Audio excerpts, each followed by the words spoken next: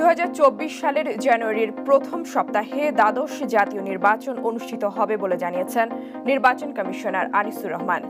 দর্শক শ্রোতা সবাইকে আসসালামু আলাইকুম।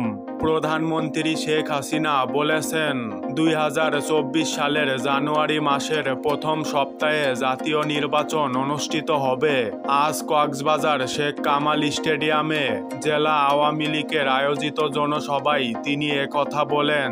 এ সময় প্রধানমন্ত্রী শেখ হাসিনা বলেন, আপনারা 2018 সালে ভোট দিয়েছেন নৌকা মার্কায়। আমরা এই কক্সবাজারে উন্নয়ন করেছি, এরপর 3 বার ক্ষমতায় আসতে পেরেছি।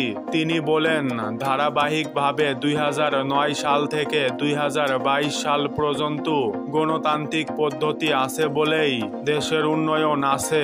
বাংলাদেশ উন্নয়নশীল দেশের মর্যাদা পাচ্ছে।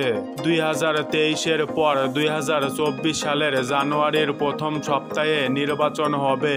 সেই নির্বাচনেও আমি আপনাদের কাছে নৌকা মার্কায় ভোট চাই, বলেন তিনি।